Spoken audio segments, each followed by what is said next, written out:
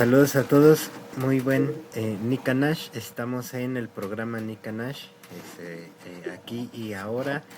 Y ahorita se va a integrar Vicente, pero estamos aquí con Frank. Es un día, 12 de abril, es 6 perro, Chicuase, Itzcuintli, también es Huac Oc. Ten paciencia, aprovecha las oportunidades, reflexiona antes de hacer las cosas. No te lances de manera aturdida. Este es el consejo tolteca del día de hoy. Y bueno, ¿cómo estás, Frank? Bien, bien, Jonathan. Oye, ¿está bien mi conexión? ¿Estás viendo? Correcto. ¿Escucha bien? Sí, también se escucha bien. Correcto. Pues aquí yo bastante ocupado con mucha tarea, pero el tema de hoy me entusiasma, vale la pena y si los compañeros permiten, vamos a seguir el tema de Carlos Castaneda, porque estamos finalmente en la estela del mes de Castaneda. Ustedes saben que Castaneda fue un mes de abril del año 98. Y, oye, como ha pasado bien el tiempo. Y pues en el tiempo transcurrido, mi impresión, su memoria se ha ido perdiendo, lo cual me parece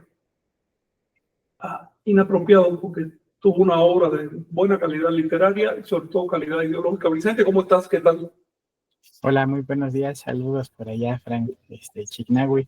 Y pues sí, hay que retomar justamente el paso, ¿no? Porque se ha distorsionado, como bien dices, pues, ese legado, ¿no? Primordialmente, pues por la falta de conocer a profundidad, pues ese lenguaje, ¿no? Que Carlos legó a través de su obra. Y yo creo que lo que nos comentaste en la sesión pasada, pues nos orienta y en este caso, pues también estimula, ¿no? A continuar con pues esas prácticas toltecas. Creo que eso es algo muy importante, ¿no? Sí, de hecho, ¿por qué insistimos cada año en recordar a Castaneda? No solo por el hecho de que, en mi caso, bueno, yo me formé a la sombra de Castaneda.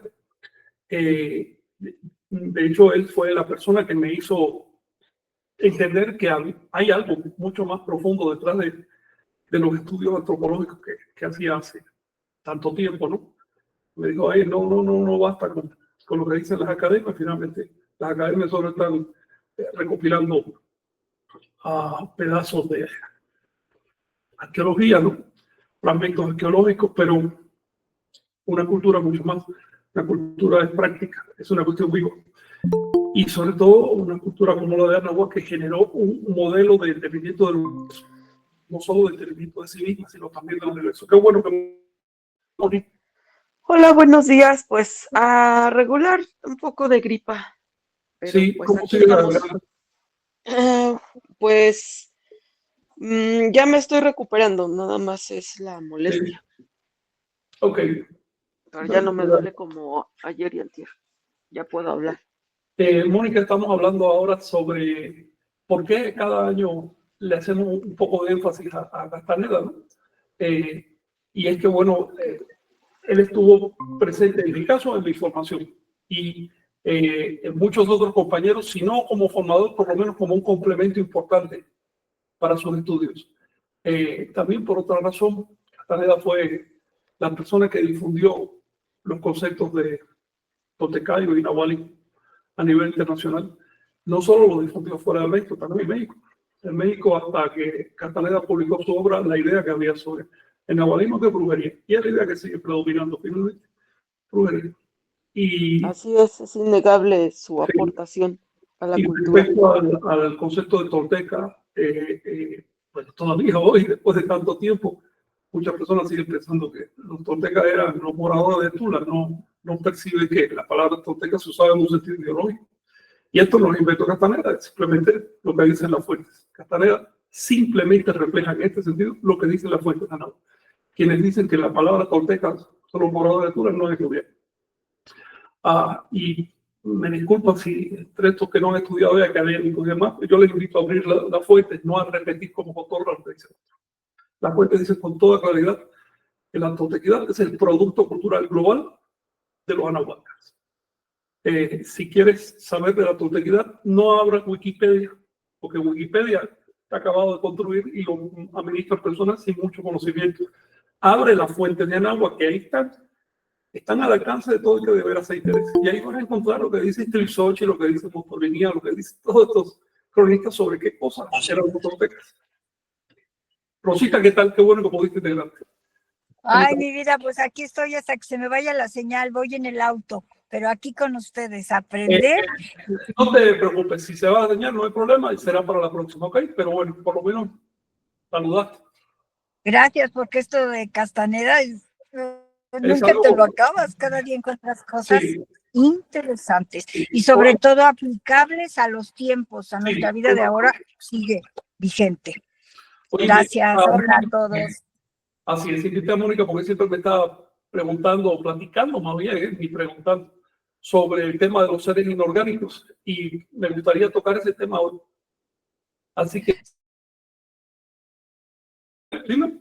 Y al desconocerlo, me acuerdo que cuando la primera vez que leí Los seres inorgánicos, me imaginaba la película de Harry Potter y los cuates esos que se desaparecían, ¿me entiendes? Estamos tan contaminados por tantas historias que no le he sido objetivo y funcional.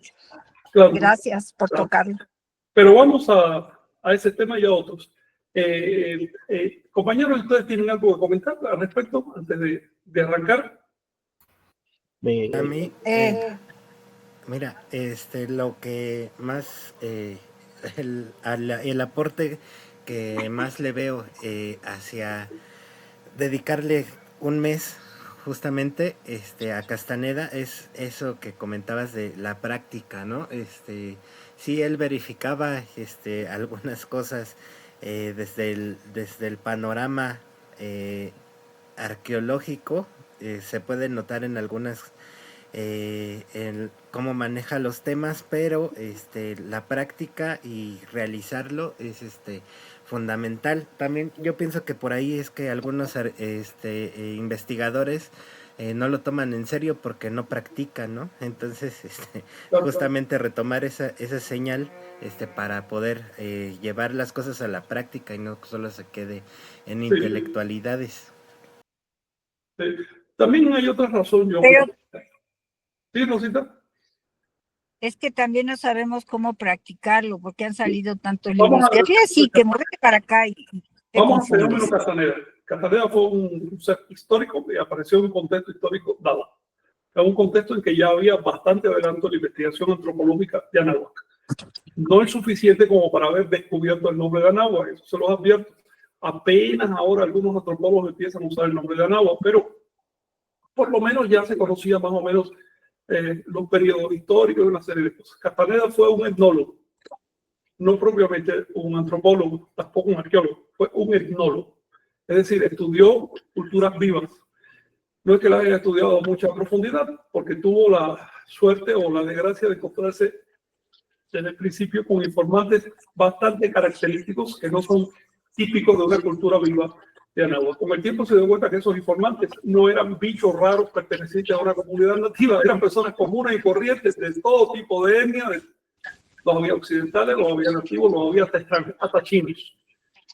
Y que estas personas no simplemente repetían como cotorras una tradición recibida, sino que además eran investigadores y habían llegado a sus propias conclusiones. Por otro lado, hay que reconocer que...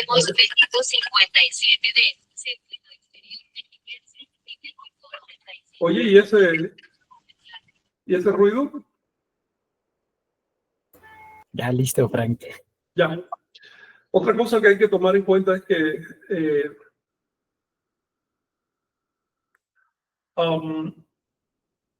Castaneda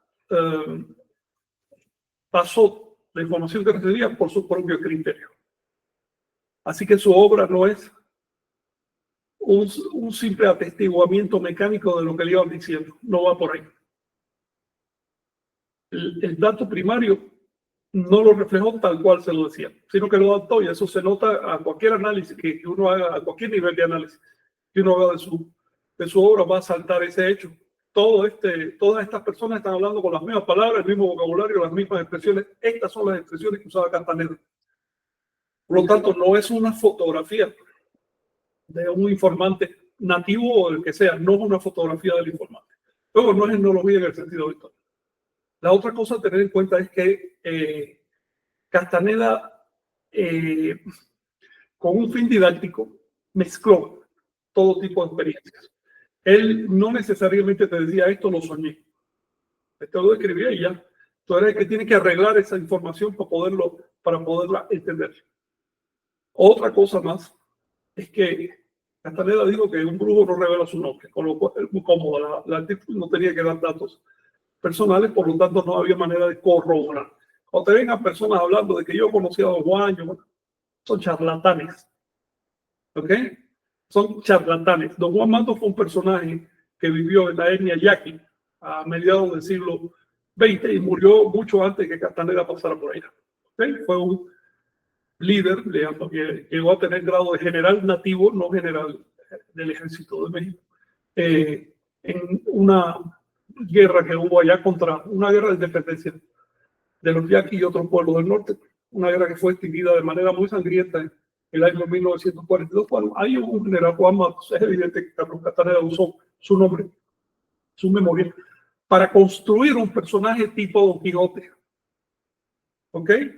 Si esperamos que existe un Don Juan tal cual él lo describe en sus libros, habría que concluir que ese señor debió ser esquizofrénico, porque cuando tú lees su primer libro y el segundo, el tercero, ves que Carlos va cambiando de lenguaje y todos estos lenguajes se los atribuye a Don Juan, y una persona no, digamos, no maneja esa pluralidad de lenguajes. Eso tú lo puedes deducir a través de un análisis, pero incorporarlo no tiene sentido y vivirlo menos. En otras palabras, Carlos construyó una historia a partir de datos reales, pero su historia no hay que tomarla literalmente. Esta es una característica de los profetas. Los profetas construyen imágenes para evocar ciertas ideas y ciertas sensaciones y sobre todo para impulsar a ciertas experiencias a la gente. Si el objetivo se cumple, qué bueno. Si el objetivo no se cumple, da igual. Así de sencillo. La literalización de las historias de Carlos es como literalizar el relato del Génesis en la Biblia. Traga la cáscara y no ves la masa. Las historias de Carlos son el ropaje de algo mucho más profundo, pero mucho más profundo. Es la práctica intensa del ensueño. De eso se trata. Y ahí es donde todas estas historias adquieren sentido real. Quedarnos idolatrando las historias o detractando esas historias como si fueran imposibles es no haber entendido el mensaje de Carlos Castaneda. Es mi opinión. ¿Tienen alguno de ustedes? Hacia adelante. Mónica primero, ¿no? Sí. Sí. Bueno, yo quería comentar nada más brevemente de lo siguiente. Sí. Como sabemos, la mente toma muchas sugestiones del ambiente, ¿no? Y probablemente mucha gente se pueda sugestionar con lo que dicen los libros de Carlos. Pero yo tuve una experiencia un poco diferente, lo cual me aterró. Mm, mucho antes de yo leer a Carlos Castaneda, tuve esos sueños impresionantes de estar en túneles horribles que tenían no sé qué grabados. A mí me parecían terroríficos los grabados que tenían en las paredes, me daba miedo. Claro. Porque veía caras monstruosas, ¿no? Y yo decía, uy, los demonios, ¿no? Lo primero que me venía a la mente. Pero también lo que mencionaba en otros libros de un mundo muy amarillento, como con arena amarilla, como dunas, y ese otro que era el mundo negro, donde no se ve absolutamente nada de luz. Haz de cuenta que si estás en un desierto, al menos las estrellas te iluminan. Pero fue una experiencia sobrecogedora en esos ensueños que tuve. Sí. Ya después, cuando leí los libros de Castaneda, pues yo ya sentí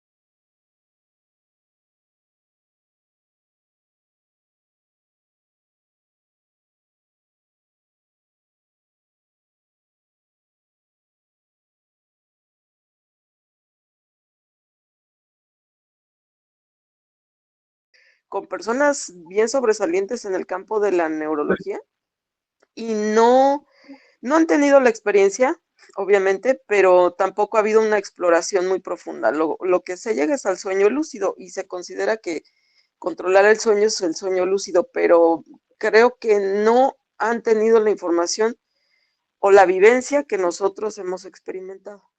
Entonces, Sí. es lo que dices, habla de experiencias, Carlos Castaneda, en su libro. No solo es un cuento o una novela. Exacto, eso es importante distinguirlo. Él transmite experiencias y las experiencias, para que las entienda la persona común y corriente, para que se extienda la obra, tiene que tener un formato accesible, fácil, incluso menos. Por eso metía chistes en sus libros y escribía de una manera sencilla, general. Ahora, eso no significa que todo sea literalmente así. Incluso si uno, imagina que quieras escribir tu biografía, por muy literal que quieras hacer, tú misma vas a tener que usar recursos literarios. Ahora imagínate, si tu objetivo es presentar determinada enseñanza a un mundo que no la conoce, que tiene todo tipo de prejuicios, que está dormido, no hay que pensar en estos maestros ideales que Carlos encontró. Esos maestros, la historia de Carlos y Don Juan es la historia de Don Quijote y Sancho Panza. Eso lo dijo Sánchez Dragó, lo detectó hace muchísimos años también, cuando estaban saliendo los libros de Carlos. Digo, él está copiando el formato de Cervantes, que es una cosa que funciona mucho, se entendió mucho en su momento. Y en ese formato, el maestro es Sancho Panza. Es decir, se minimiza a sí mismo. Castaneda siempre haciendo preguntas estúpidas a Don Juan. ¿Ok? Porque eso hace que la respuesta de Don Juan no llegue directo al lector, sino llegue a través de Castaneda. Y el lector entonces se pone del lado de Don Juan y está educando a Carlos Castaneda. Es una manera que el lector se trague la enseñanza sin mucha resistencia, ¿no? Son recursos literarios, pero esta es la parte formal del tema. Ahora vamos a entrar un poco más en lo que es la experiencia. Vicente, antes de que platique algo, quiero mencionar algo que dijo Mónica. En la actualidad, la verdadera religión del mundo moderno es la ciencia. La ciencia se propone como infalible en contacto con la verdad absoluta y llega al extremo de ridiculizar a cualquiera que discrepe con esa posición, a cualquiera que le diga a la ciencia, no, todavía tú eres simplemente una ciencia primitiva que apenas tiene 150 años usando el método científico. Falta una eternidad de cosas por descubrir y por perfeccionar. Y además, decirle a un científico, tú eres un simio, tú no eres un ser sobrenatural, no eres un dios, eres un simio, tienes una mente de simio, tu razonamiento es un producto evolutivo, no una revelación divina. Por lo tanto, es un producto tan falible como cualquier otro, perfeccionable. Luego, lo que tú llamas ciencia, llegará el momento que se vea como puerilidades, como cosas tontas de los antiguos. No estás en el centro. Decirle eso a un científico es buscarte un enemigo seguro, porque es la actitud de los científicos. Finalmente, la ciencia no existe más allá de eso. Quien la cultiva, de los científicos. La actitud de los científicos es emocional, no es estrictamente racional. Una actitud racional es esta: voy a verificar y después voy a juzgar. Quienes juzgan a Castaneda antes de verificar la propuesta del ensueño no son científicos, son tontos. Eso hay que tenerlo en cuenta, Mónica. Por otro lado, hay un montón de gente que no es tonta, pero simplemente es ignorante, como todos estos psicólogos que están diciendo, no, en el sueño no se puede cobrar voluntad. Entonces ya no existen. Entonces no existen cientos de miles de personas que lo han conseguido. Entonces no existen las tradiciones de la humanidad que hablan de profetas que consiguieron eso. Entonces no existe la propuesta chamánica. Es precisamente conseguir eso. Despertar en medio de un estado de subconsciencia. Esa es la propuesta chamánica. Luego, la reducción del mundo a lo que yo puedo ver en el patio de mi casa, hasta la punta de mi nariz y demás, es una actitud no científica, una actitud más emocional, primitiva, una actitud infantil que contamina la ciencia moderna, porque la ciencia moderna es demasiado moderna. Es decir, es reciente, apenas acaba de empezar. En el futuro habrá sorpresas en ese sentido. Las sorpresas van a ser dolorosas para las academias y para instituciones oficiales, ¿no? Para el oficialismo. Pero de modo que la ciencia tiene que avanzar. Vicente, adelante, sí. Sí, ahorita para que ya puedas como avanzar, ¿no? En este caso, tener en cuenta que también en este contexto, ¿no? De que pues, quién es su origen o demás, Hay un suceso que me parece interesante, ¿no? En este caso, como antecedente, los yaquis y los mayos, y pues otros pueblos también del norte, ¿no? Que sufrieron justo la persecución de Porfirio Díaz, ¿no? Que inclusive pues, todavía hay algunos pues, historiadores y demás que pues le veneran, ¿no? Por pues, su supuesta traída a México hacia la modernidad, pero bueno, lo cierto es que trajo también, pues, fue un genocida y cometió crímenes de lesa humanidad. Y justo lo que hace Carlos pues, es acercarse a estos sobrevivientes, ¿no? De las sublevaciones que hubo en defensa del territorio, que desde, pues bueno, finales de 1866 y un poco antes, pues el gobierno mexicano comenzó justamente la persecución, ¿no? Inclusive, por ejemplo, ¿no? Tribus como yaquis y mayos no tuvieran los derechos de los sonorenses, ¿no? Fueron perseguidos, aniquilados y pues también de una forma muy curiosa, fíjense, 63 millones de hectáreas usurpadas y pues los descendientes, los cautivos, pues fueron llevados hacia tierras de Yucatán. Ahí vemos algunos de ellos y pues en este caso, ¿por qué me remito a este aspecto? Porque pues descendientes de yaquis y mayas pues fueron a tierras de los Cruzop, en los cuales también sufrieron esa persecución, ¿no? Que pues llevan nombre de pueblos como Sangre y otros más. Y en ese sentido, pues recordando un evento que se hizo hace algunos años allá en tierras de Yucatán, donde hubo oportunidad de compartir e intercambiar experiencias tanto de mayos, yaquis como mayas cruzó, pues se dieron a la labor justamente de recordar, ¿no? Cómo algunos sobrevivientes regresaron a las tierras de Sonora, y pues comentaron lo que habían aprendido, ¿no? Y experimentado acá por estas tierras. Entonces, en ese sentido, pues lo que buscaba, ¿no? Si Juan Matus, ¿no? Pues defensor, pues sería como el equivalente en este caso como al Jacinto Canek o a todos estos pues representantes de defensa de los Cruzov, ¿no? Fue el de los yaquis. Sí, entonces ese fenómeno tampoco se ha conocido. Ciertamente hay esta influencia de Carlos Castaneda y pues está en búsqueda, ¿no? O sea, hay cierto turismo que busca pues tener esas experiencias de las que se han colgado algunos charlatanes. Lo cierto es que esos pueblos pues mantienen, todavía preservan sus cultos, ¿no? Inclusive también asociados a la cruz. Y yo creo que lo que nos propone Carlos funciona en este caso si nosotros nos acercamos a nuestras raíces, ¿no?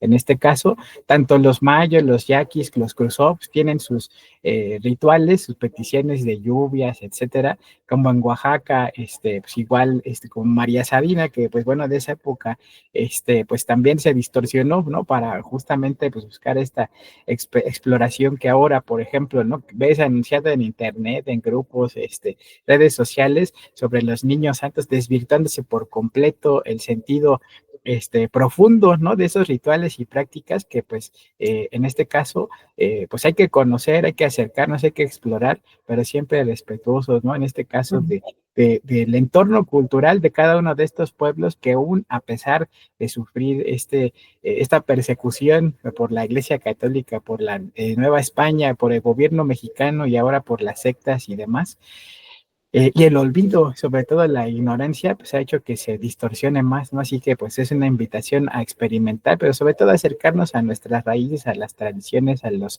relatos, a las fuentes históricas, a los sitios sagrados que tienen estas comunidades y pues a ensoñar, ¿no? Así que bueno, eso era parte de lo que quería comentar y pues vamos a continuar.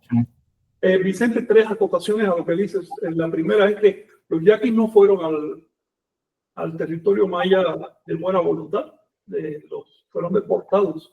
Se les llevó para allá, no para que se unieran con los cruzovs, sino porque como hablaban otra lengua, iban a estar aislados, marginados, y un pueblo desarraigado de su tierra de siempre, sin un sentido de propiedad, sin un sentido de tradición vinculada a la tierra, por supuesto que lo desarticula, lo desaparece. Ese es más o menos el enfoque que han tenido los gobiernos criollos y coloniales con respecto a las comunidades nativas en toda América.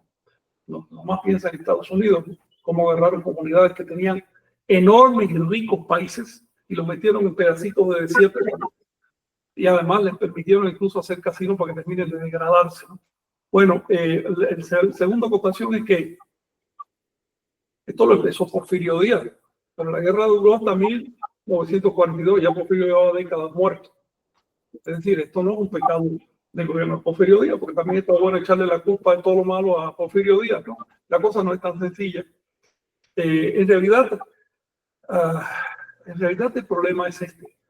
No hay manera de arreglar el despojo de Anáhuac por parte de los europeos. No se puede arreglar eso, es una manera de subsanarlo, excepto devolviendo lo robado. Mientras no se devuelva lo robado, siempre va a haber tensiones entre las comunidades y los gobiernos, sean coloniales, criollos o lo que venga después. Y por supuesto, el más poderoso siempre va a tratar de extinguir al más débil. La manera de extinguir a los más ahora, por ejemplo, es abriendo las puertas indiscriminadamente al evangelismo, a la segunda evangelización cristiana de América. Y ese es uno de los recursos. Hay otros, por ejemplo, abriendo las puertas a ideologías como el marxismo. Ahí tiene algunos tratando de entender libros que no entendía ni su propio creador, para ajustarse a un esquema de clase y de lucha de clase y demás propio de Europa, es decir, de una realidad aparte, que por supuesto es todavía más problema. Otra forma de acabar con las comunidades, incluso inconsciente, una forma que se pretende como un apoyo. Lo tiene en el caso de las lenguas. El apoyo a la diversidad lingüística destruye las lenguas, así de sencillo. En las grandes ciudades, las ciudades dominadas por etnias hispánicas, las ciudades que hablan español, las escuelas tienen un patrón de enseñanza de la lengua en español y punto. Si lo escribes mal, si lo pronuncias mal, no apruebas.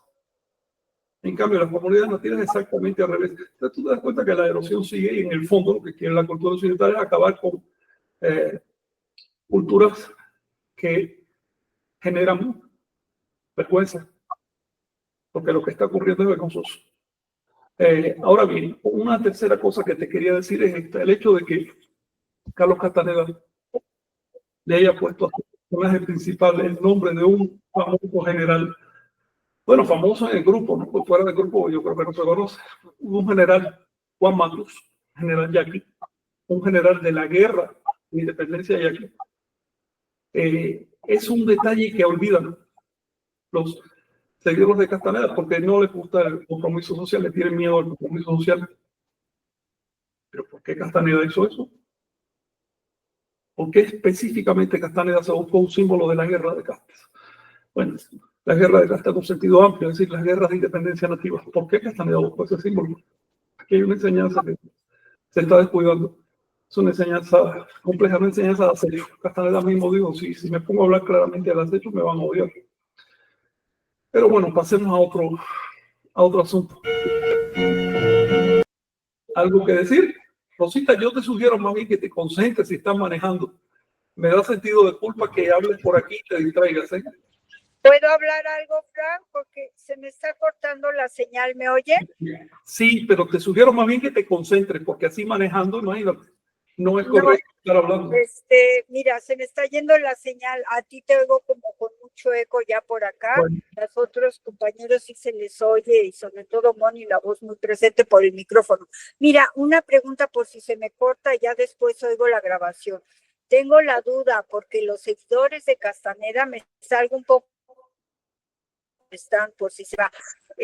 Los seguidores de Castaneda nos hablan de pases mágicos para lograr ser castanédico, no sé. Sí. El caso es que muchos se fueron por allá y hacer como abracadabra, y sabacadula, machicadula, como muy euro. Entonces yo lo decía, no le encontraba caso a eso, a una enseñanza de interior, a una enseñanza objetiva o de crecimiento. Si luego en un momento pueden platicar de eso, se los voy a agradecer. Por si se me va la señal, ¿va? Como ahora te ruego, si me escuchas, que ya no platiques más y te concentres en el manejo, porque me produce inquietud que te estés distrayendo, ¿ok? Ok. Bueno. Lo espero. Bye. Sí, bueno, empiezo de hecho por tu pregunta. Mira, reducir el castanedismo, el trabajo de Castaneda a los pases mágicos es como reducir el hinduismo al yoga o reducir la tortequidad aquina. es reduccionismo. La obra de Castaneda es muchísimo más grande que los pases mágicos. Los pases mágicos son algo que produjo al final para darle contenido de trabajo a la gente. Algún periodista le preguntó en el año 92 a Castaneda, eso fue en unas presentaciones que hizo en México. Fue de hecho la primera vez que se empezó a hablar de terceridad. Le preguntó, oye, ¿y ahora por qué de pronto estos ejercicios? Yo mira lo gordos que están, por lo menos que hagan un poco de ejercicio. En otras palabras, la obra de Castaneda no son los pases mágicos. Ese es un detalle. Eso es un detalle. Los pases no significan nada si no hacen lo demás. De hecho, los pases, él dijo con toda claridad que los sacó del ensueño. Si tú quieres practicar terceridad de verdad, la auténtica, practicar en el ensueño, porque eso es lo que te quiso decir. Por supuesto, para eso tienes que entrarle al resto de la obra. No es tan sencillo como reunirse en grupo, así con mucho ambiente de camaradería, pagar un dinerito y ponerse a hacer ejercicio. No es tan simple como eso. Hay muchas otras cosas que hacer. A mí me gustaría leer otro fragmento del último texto importante que escribió Castaneda, que fue el prólogo al 30 aniversario de las enseñanzas de Don Juan. En ese prólogo resumió tanto su doctrina que a mí me parece que es como una especie de epitafio, un testamento que dejó, ¿no? Si ustedes tienen algo más que decir antes de entrar en esa lectura. Adelante, Frank. Ok, entonces presento. Me avisan si se ve, ¿no? Ok. Sí.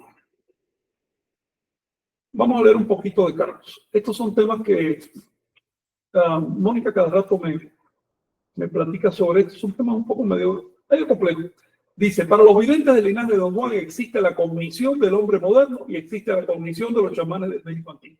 Dicho más sucintamente, existen dos tipos de cognición, la del hombre moderno y la de los chamanes del México antiguo. Es decir, ¿qué es cognición? Entendimientos del mundo. Dos formas de acercarse a la realidad, incluyéndonos a nosotros mismos y al universo. Don Juan consideraba que estos dos entendimientos, dos cogniciones, son mundos enteros de la vida cotidiana. Es decir, cada una de estas cogniciones produce cotidianidad. La cotidianidad, es decir, lo que haces todos los días más o menos igual y te parece bien porque funciona, te produce el efecto, la sensación de ser lo normal, lo correcto. Por ejemplo, no sé, para los antiguos judíos lo correcto, lo cotidiano era el matrimonio poligámico. Eso les parecía moral. Pero para los griegos era el matrimonio monogámico. Eso les parecía moral a los griegos. Había choques. Y todavía hoy los cristianos siguen heredando ese choque porque consideran que el matrimonio debe ser así, así, así, sin tomar en cuenta que la Biblia dice exactamente lo contrario. Entonces, ¿a dónde voy? La cotidianidad te genera la sensación de realidad. Tú piensas que el mundo es real porque es cotidiano. Cuando se rompe la cotidianidad, lo primero que desaparece es esa sensación de realidad. Y a ti te parece que estás en un mundo irreal. Suele ocurrir cuando, por ejemplo, estamos soñando o cuando hay consumo de plantas psicoactivas o en estados en que bajan los enlaces, las cadenas de la cotidianidad. La cotidianidad no es más que rutinas conductuales, una cosa detrás de la otra porque siempre ha sido así. Y entonces esas rutinas ya no las sabemos de memoria, no tenemos que pensarlas, están en el subconsciente obviamente. Y nos parece que son dictado divino. No recordamos que cuando niños no teníamos esa rutina, tuvimos que aprenderlas dolorosamente durante años, por ensayo y error, castigo incluso. Y así aprendimos unas ciertas rutinas que hoy nos parecen normales. Bueno, los chamanes tienen también sus propias rutinas, sus formas cotidianas de vida, a partir de una cognición diferente, de un entendimiento diferente del cosmos. ¿A dónde voy? Que son tan válidas para sobrevivir las de los chamanes como las de los occidentales. Son rutinas totalmente válidas de vida. La diferencia es que los occidentales son más y están mejor armados, ¿no? Así de simple. Pero cuando uno incorpora la cognición de los chamanes, uno ve que se puede vivir perfectamente de ese modo. De hecho, se resuelven ciertas cosas. Don Juan consideraba estos dos como mundos enteros de vida cotidiana que eran intrínsecamente distintos del uno del otro. Lo que llamó de una manera más ingenua en un libro, en su segundo libro, una realidad aparte. No significa que haya dos realidades. La palabra realidad se refiere a la vivencia, sea la que sea. Pero desde el punto de vista práctico, es como si fueran dos mundos diferentes. Los chamanes pueden hacer cosas que al ser humano común y corriente le parecen absurdas. Por ejemplo, atender cuando está dormido. El ser humano común y corriente hace cosas que a un chamán le parecen absurdas, como por ejemplo desperdiciar su energía cayéndole atrás a otra persona por enamoramiento, por celos o lo que sea. ¿Ves? O te pongo otro ejemplo, desde el punto de vista chamánico, lo que importa es el merecimiento. Por eso la civilización de Anáhuac incorporó enseñanzas chamánicas. ¿Por qué el merecimiento? Porque lo que importa es la práctica.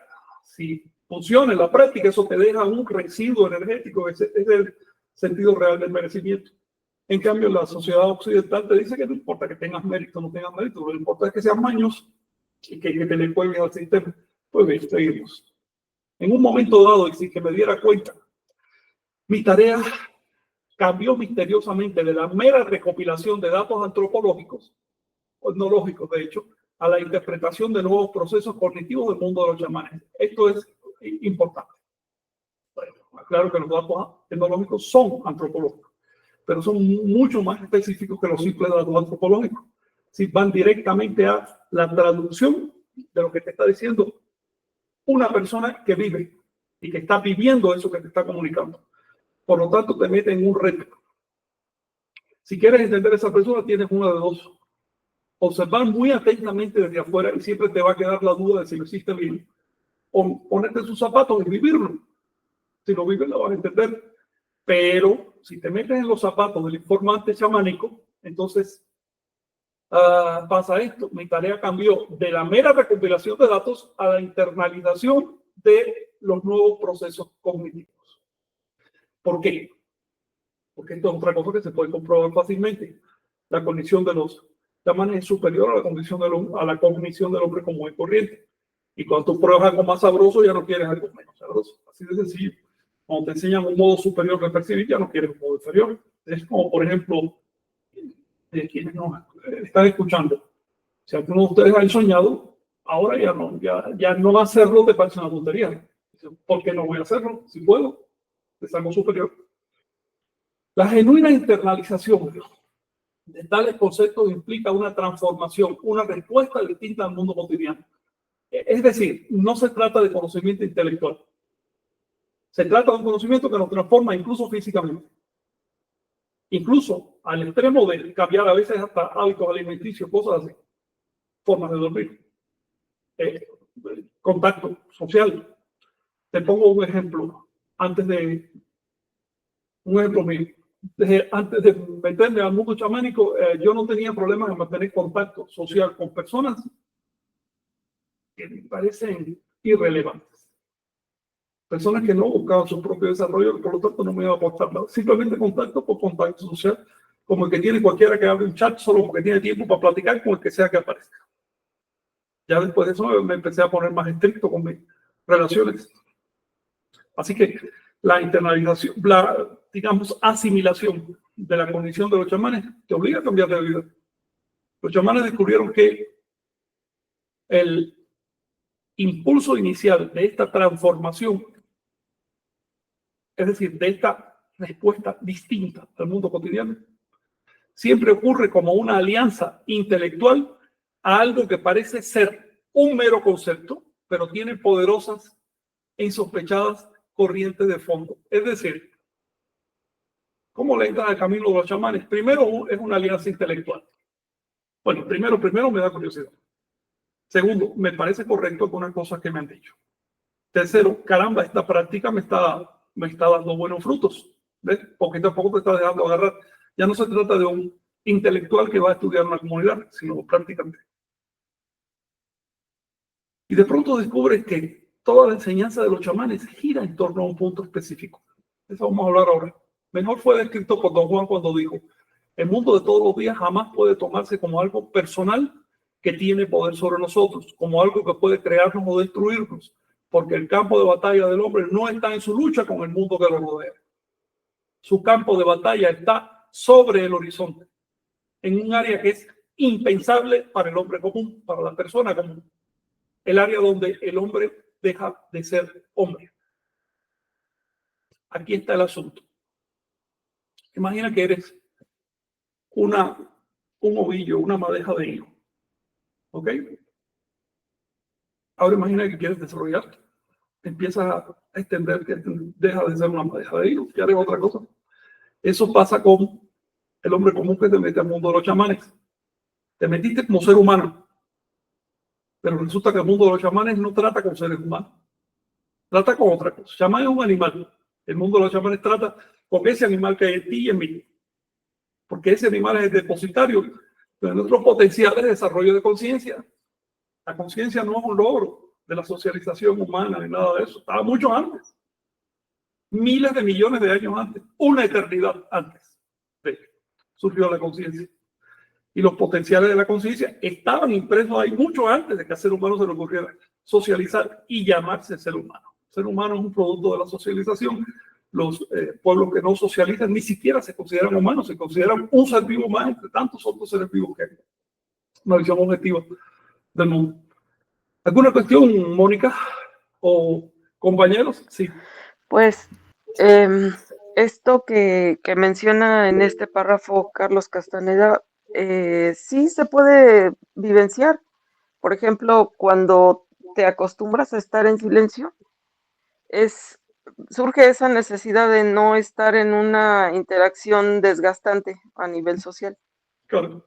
No es necesaria, no es necesaria. Sí. Y además se activan otros procesos cognitivos, de verdad.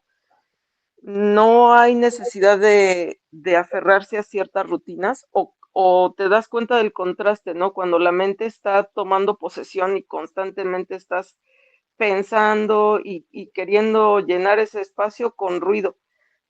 Y, y hay muchas otras, digamos, cambios a nivel cognitivo que se empiezan a notar. Por ejemplo, la percepción se amplifica, es lo que te hablo de mi experiencia, ¿no? Se amplifica y empiezas a captar cosas o información, no cosas, sino información, que de otra forma no las tomamos en cuenta. Y podemos captar no cosas raras necesariamente, sino simplemente en la interacción se puede ver como la siguiente capa de donde te encuentras, ¿no? Más allá de esa plática, puedes ver las intenciones, el estado emocional de las personas, vas captando, vas amplificando ese contexto que no se reduce a simplemente una plática, ¿no? Cotidiana. En fin, que eso que platica Carlos, sí es como todo el potencial que tiene nuestro cerebro que se puede amplificar, no es nada mágico. Y hablando de esos pases mágicos, fíjate que yo he visto mucho en las lecturas de Castaneda que habla y describe de fenómenos de hipnosis. Es muy recurrente eso. Y parece magia, pero no la es, porque estaba estimulando a áreas del cerebro de Carlos Castaneda Claro, que no son distribución. tan cotidianas y entonces se producían tomas de conciencia muy interesantes. Lo sacaba, le rompía el esquema de lo normal, de lo cotidiano. Y obviamente que también hay movimientos que estimulan a nuestro sistema nervioso. Hay ciertos movimientos que estimulan. Entonces, no es algo descabellado ni nada mágico. Y por lo tanto, no hay que tomar ese tipo de movimientos como algo sobrenatural y que tiene un poder por sí, no. Tiene que ver con nuestro sistema nervioso, así de simple. Entonces, a mí se me hace muy interesante con lo que he estado estudiando últimamente y todo esto que vemos de Carlos, pues no es nada descabellado la brujería, realmente es algo que cualquier persona puede desarrollar y solamente se le da el término brujería, pues porque es muy atractiva esa palabra, la verdad es muy seductora y nos agrada también a nivel mental tener un dulcecito como ese tipo de palabras misteriosas, pero el objetivo no es quedarnos ahí, en ese plano, sino seguir trascendiendo y soltar también todas esas digamos, apegos que tenemos a la mente de encontrarle algo mágico y algo al misterio, ¿no? Hay que seguir avanzando, dejar atrás un poco las experiencias que pueden ser místicas o que pueden ser muy exaltadas, ¿no? Es lo que quería comentar. Gracias. Vicente, sí.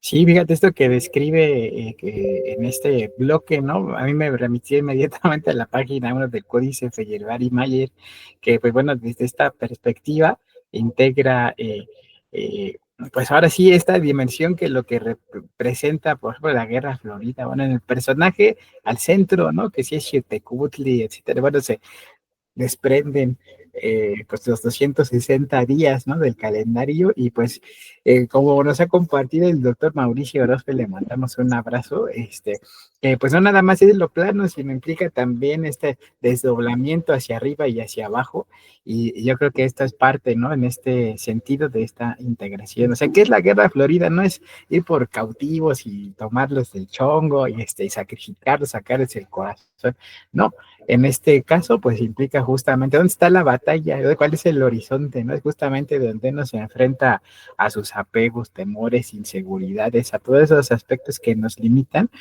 y que, pues bueno, cuando somos conscientes justamente de ese entorno en el que nos ubicamos, pues es donde justamente pues trascendemos y ahora sí aportamos una obra que ayuda a los demás, ¿no? Y eso es lo que nos saca de esta dimensión humana, ¿no? Y es el aspecto en el que pues mujeres y hombres pues se divinizaron, ¿no? Como pues para pues, ser parte de este panteón o por así decirlo, o deificarse como los bodhisattvas en el oriente, ¿no? Entonces, es interesante, al menos ahora ya con este tiempo que ha pasado, me remiten luego estos pasajes, estas reflexiones a imágenes que se refuerzan en algunos de estos códices, ¿no? Como el Feyerabend-Mayer. Gracias, Vicente. John, sí. Sí, aquí recordando, bueno, por esta palabra en el uso del lenguaje, también eligió la palabra brujería específicamente por algo, porque bueno, en el contexto católico cristiano, se usa mucho para decir todo lo malo, ¿no? Y bueno, hay una corriente que puede interpretarlo como estas cosas de hacer brujería, que le clavas el alfiler a un mono o otros tipo de cosas, ¿no? Que bien no son esas prácticas lo que está refiriéndose Castaneda, pero sí la usa con mucha intención para hacer sacudir a las personas, ¿no? Recordando en esta plática también del uso de dioses y de Dios, es un buen ejemplo de cómo se usó en este caso por Castaneda. Entonces no sé si nos podrías platicar un poquito sobre esto de las brujerías, ¿no? Que él menciona. De hecho, Carlos usa varias palabras que son conflictivas. Es evidente que las escogió con toda deliberación para generar un clima de opinión contrariada. Es decir, opiniones que se oponen. Al generar discusión, llamó la atención sobre su obra. Pero también le permitió a la gente, a los que querían, reflexionar sobre el asunto. Reflexionar, no quedarse trabados en la palabra. Tratar de entender qué intención hay detrás. Lo que discutíamos ayer sobre si hubo dioses de Anagua o no hubo dioses en Anagua, no se trata tanto de el nombre que se usaba en la antigüedad como de la imagen que conviene generar en la actualidad. Porque los anahuacas no tenían un medio opuesto, estaban cómodos, no había nadie, ni siquiera una sola secta en contra de las ideas anahuacas, vivían solo en su territorio. Pero nosotros somos ínfima minoría en oposición a todo tipo de doctrinas. Entonces, tenemos que saber qué palabras escogemos y lo lamento, pero esas palabras no pueden ser inocuas. No podemos dar ese lujo. Las palabras tienen que ser armas. Toda palabra, toda definición importante que usemos debe estar pensada como arma. Pero, Mónica, sí, adelante. Sí, es algo que me parece que es la intención de Castaneda, generar esas crisis, porque en varias partes de sus relatos te aterran, te Sí, generan una disonancia que no claro. sabes si puedes perder la razón, si te metes más de lleno en eso, Sí, sí. o está hablando de cosas malignas. Por eso da miedo, es algo muy oscuro, para muchas personas puede resultar ser muy oscuro, pero creo que es intencional. Y si no hay crisis, no va a haber crecimiento, no Crecimiento, vamos a dar ese paso, ¿no? claro. Entonces a mí me parece muy valiosa la obra de Castaneda por eso. Y volviendo a lo que plantea John, de hecho, el primer recurso para la crisis es la palabra. La palabra te obliga a definir, ¿estoy de acuerdo o no con esa definición? Y ya por ahí te metes en uno o dos caminos. Si tú sabes que el otro se va a meter en uno o dos caminos, lo puedes conducir fácilmente. Ese es un recurso de Carlos Castaneda, de haber usado palabras inocuas, tranquilas. Quizás su obra ni siquiera se hubiera entendido tanto. Ahora, hay que decir también que en sus últimos libros cambió el concepto de brujería por chamanismo y lo explicó por qué.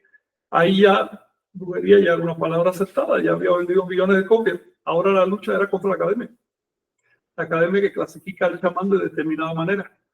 Y resultó que no es así. Un académico no tiene capacidad, un académico común y corriente, no tiene capacidad para clasificar el fenómeno chamánico porque no lo vive. No lo conoce. Sigamos. Don Juan explicó esas aseveraciones diciendo que era energéticamente imperativo para los seres humanos darse cuenta de que lo único que importa es su encuentro con el infinito. Esto es un concepto literario, una expresión literaria más bien, sobre una idea a la que está tratando de aludir, pero que se resiste a entrar en palabras. Incluso él lo describe aquí. Don Juan no pudo reducir el término infinito a una descripción más manejable. Dijo que era energéticamente irreductible. ¿Cómo podría reducir el infinito? No se me ocurre de ninguna manera. Por mucho que le quite, sigue siendo infinito. Así de sencillo. Era algo que no podía personificarse a menos que caigas en la idea de un gigante invisible sobrenatural con malas pulgas que te está manejando de alguna manera. ¿Verdad? Algo que no podía personificarse y a lo que ni siquiera podía aludirse, salvo el término tan vago como lo infinito. ¿Qué quiso decir con lo infinito? Realmente la palabra infinito es un comodín, es un saco. No sabemos lo que es el infinito, no tenemos ni idea. Es decir, ni siquiera sabemos si existe el infinito. Es como la palabra universo. Todo el hombre, qué cómoda la definición, todo. ¿Qué significa todo? En el momento que hablamos, las cosas están cambiando. Para tener una idea del todo, tiene que conocerlo todo. Y es evidente que no es así. Entonces, para tener una idea del infinito, tenemos que ser infinitos.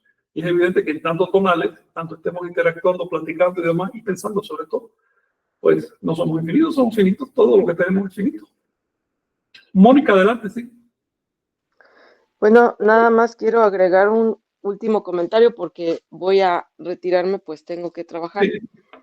Esta palabra infinito a mí me remite a la muerte. Exacto. Porque no es algo que sea parte de nuestra experiencia y no la va a ser hasta que nos toque. Exacto. Entonces, pues nuestra mente tiende, ¿no? a tratar de explicarlo todo y cuando se enfrenta a ese abismo, pues no hay forma, no hay manera, estamos imposibilitados y lo único que nos resta es tal vez eso que surge del instinto de supervivencia, de ir y enfrentar o intentar enfrentar ese gran misterio, eso inconmensurable. Sí. Y pues es lo que yo aprecio de este camino del nahualismo, porque no se va a esconder detrás de una creencia, detrás de un ser sobrenatural. Sí. Es como el mono consciente enfrentándose a eso que es lo desconocido. A la realidad. A la realidad. Sí, a los hechos. Lo que hay ahí te excede tu capacidad. Y en el momento que excede tu capacidad total de percepción, emocional y mental nos excede. Y como dice, desde el punto de vista práctico e individual, El encuentro con lo infinito es aceptar la muerte, aceptar el hecho que morimos, en tanto individuo. Ese es el tema básico y ese es el tema que le da poder al chamán. Y tiene su ganchito, no es tan sencillo, porque incluso la palabra muerte, la palabra infinito pertenece a lo cotidiano, son palabras del tonal, ¿no? Más la uso de otra manera. Bueno, Pues voy a seguir, pues Mónica. me despido, compañeros, y ya al rato los escucho. Saludos a Saludos, todos nuestros amigos un abrazo. toltecas también. Bye. Bye, Juan. Pues seguimos leyendo. Don Juan no me estaba dando solamente una descripción intelectual atractiva, me estaba describiendo algo que él llamaba un hecho energético. ¿Cuál es la diferencia entre un hecho energético y una concepción y una idea? Por ejemplo, un bostezo es un hecho energético. La teoría que te explica cómo se producen los bostezos es una idea. La teoría puede cambiar, pero el hecho energético sigue siendo el mismo. Los hechos energéticos son irreductibles. Por ejemplo, el sentido de ser es irreductible. La idea que nos hacemos de nosotros mismos puede cambiar y va a cambiar y va a desaparecer. Pero el sentido de ser es irreductible, es un hecho energético. Para él, los hechos energéticos eran las conclusiones a las que él y otros chamanes de su linaje llegaron al involucrarse en una función que llamaban ver. Aquí él usa el lenguaje de manera un poco ambigua para que se entienda, de hecho. Fíjate qué ironía. Habla de que el hecho energético es una conclusión, pero de hecho el hecho energético no es una conclusión, es una vivencia. Es la vivencia de ver. Ver no es una conclusión en el sentido intelectual o mental, es una experiencia directa de la realidad. ¿Por qué le llama Carlos? Porque dice, para Don Juan los hechos energéticos eran las conclusiones a las que él y otros chamanes de su linaje llegaron. Porque de pronto te das cuenta que estás bien. No es que siempre te des cuenta que estás bien, de pronto te das cuenta que estás bien. Entonces podemos entender que es la conclusión de un sistema de prácticas. No es una conclusión intelectual, no es una hipótesis, no es una propuesta explicativa, es el reconocimiento de algo que está ocurriendo. Eso es el ver. El ver no tiene reducción intelectual. Ver es el acto de percibir energía directamente como fluye en el universo. No hay otra manera de decirlo. Cuando ves algo que está fluyendo. Eso es lo que los anahuacas llamaron Tlaloc, los mayas le llamaron Chac.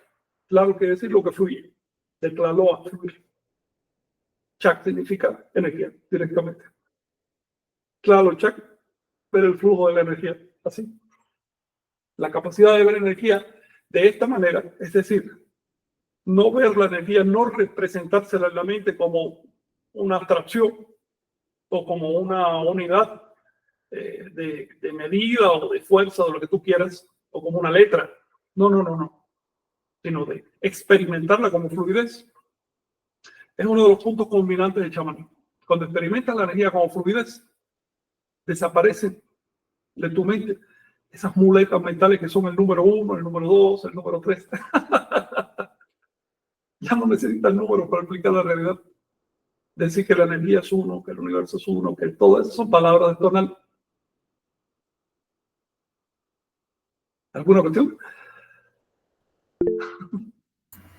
Sí, Vicente. Por ejemplo, yo creo que este aspecto, ¿no? de la visión, digo, en redes sociales, en grupos, ahí hay muchas invitaciones a ceremonias de visión, ¿no? Así le llaman, en las cuales pues hay uso de plantas psicoactivas y otras sustancias que pues ahora sí, como provocan una estimulación, pues deslumbran, iluminan y hace que la gente en vez de ver realmente, ¿no? Se quede con fuegos artificiales y entre en una decadencia total, ¿no? Siento que esta es una visión profunda, ¿no? O sea, en este sentido, estamos en riesgo, ¿no? Ante ese tipo de prácticas, hay que tener mucho cuidado en ese sentido y responsabilidad, ¿no? El respeto a las plantas, estas sustancias, y pues que hay mucha gente que va desde, bueno, de estas épocas psicodélicas, ¿no? Hasta pues ya entrar en estas honduras, por así decirlo. Entonces hay que tener mucho cuidado con la energía y con justamente la forma en la que estimulamos nuestros sentidos, ¿no? Que pues puede ser alcohol, puede ser tabaco, cualquier sustancia, pero, o sea, hay que, pues ahora sí, ser conscientes de lo que implican, ¿no? En este sentido, si forzamos y propiciamos algo así, nos estamos metiendo en una atmósfera que si no somos conscientes en un entorno que pues nos puede abrumar y eso puede acarrear consecuencias, ¿no? De ahí lo relevante de, pues ahora sí, no hice por la fácil, porque esto es un camino, ¿no? Y para justamente que sea una experiencia agradable, pues hay que, pues ir a paso sólido y firme, ¿no? No caer en con estos charlatanes, ni aventarse al vacío por, pues tener justamente o buscar este tipo de experiencias que, pues realmente en vez de iluminarnos, pues terminan por quemarnos, ¿no? Gracias, Vicente. Fíjate que ver es el efecto de callar la mente. Así de simple. Podemos callar la mente con una planta o intentándolo en seco o mediante otros tipos de prácticas. Estos son recursos. El objetivo no es recurso, el objetivo es callar la mente. Una vez que callas la mente, pues las cosas caen en su sitio. La energía disfruta el silencio mental, porque entonces fluye sin interferencias. La mente, es decir, las ideas, las preconcepciones, son obstáculos en el flujo de la energía. Por eso es que la práctica de los chamanes finalmente le propone al practicante, no al estudiante, ver, llegar a ver. Cuando un estudiante ve, es porque ha acumulado suficiente tiempo de silencio interno. Una vez que llegamos al resultado, el camino es lo de menos. La cuestión es, ¿a qué costo?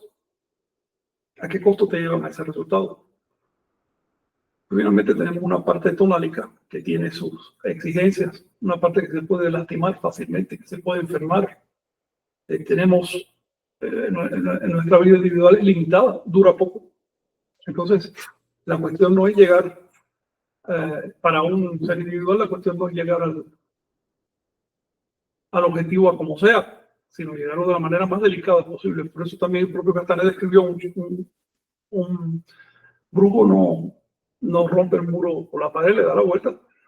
Así que si hay un obstáculo en tu camino, no es darle cabezazo hasta que te rompas tú, ¿no? Sino encontrar el modo, la manera más armoniosa de resolver ese tema. Así como la energía disfruta el chapuzón en el silencio mental, el individuo se asusta. Porque el individuo no es más que una interferencia en ese silencio.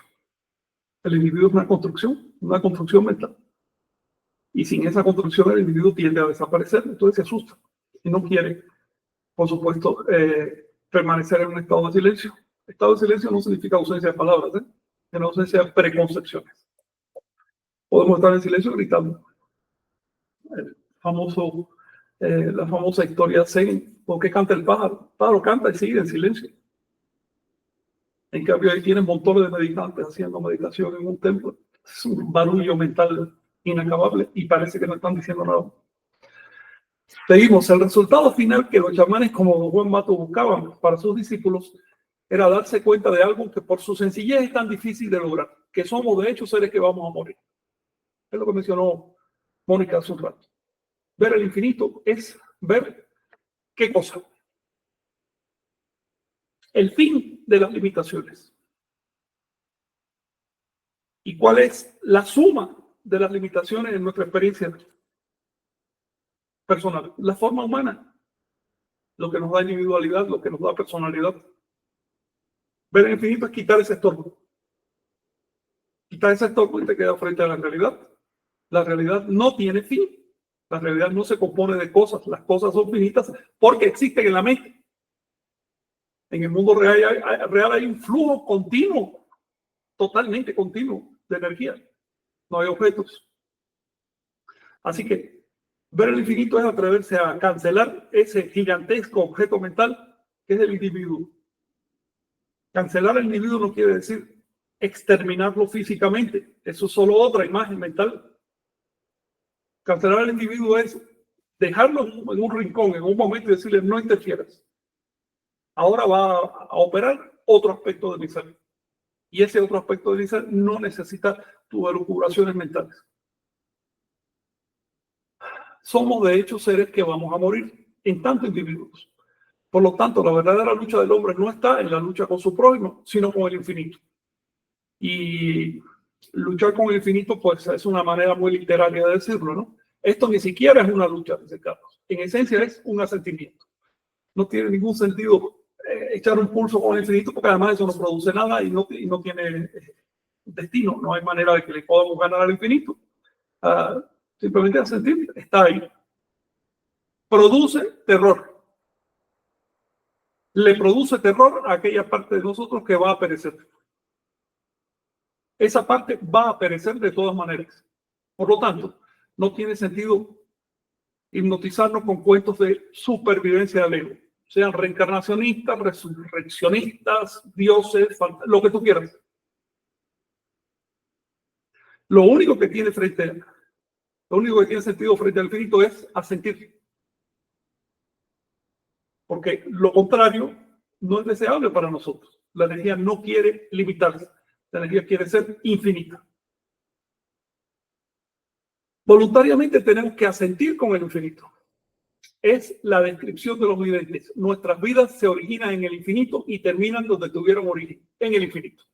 Carlos está hablando de un modo bastante elíptico, no está cayendo en detalles, ¿ok? Probablemente para evitar, distorsionar el tamaño de este prólogo y evitar también ciertas interferencias mentales, ciertas protestas de la mente indisciplinada que dice, no, pero esto, pero otro. Está hablando de una manera bastante general, con términos literarios. En un lenguaje chamánico estricto, las palabras serían otras y serían muchísimo más sintéticas. Para don Juan, el hecho energético que constituía la piedra angular de la cognición de los chamanes del México antiguo era que cada matiz del cosmos es una expresión de energía. No hay nada en el cosmos que no sea energía.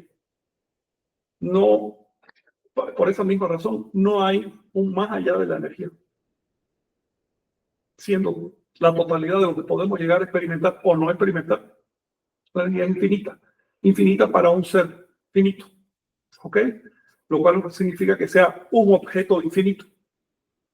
Es simplemente una constatación de algo que nos excede. Desde su plano de ver energía directamente, esos chamanes llegaron al hecho energético de que el cosmos entero está compuesto por fuerzas gemelas que al mismo tiempo son opuestas y complementarias entre sí. Llamaron a esas dos fuerzas energía animada y energía inanimada. Fuerzas gemelas. Este es un tema que agrada al tonal. El tonal se siente bien manejando dualidades. Y si son polaridades, incluso las puede ordenar. Entonces se siente cómodo y dice, oh, esto me gusta, esto lo estoy entendiendo. Las fuerzas gemelas que conforman el cosmos. Una de ellas animada y otra inanimada. Pero hablar de energía inanimada es una tontería. La energía por su propia naturaleza es animada siempre, fluye.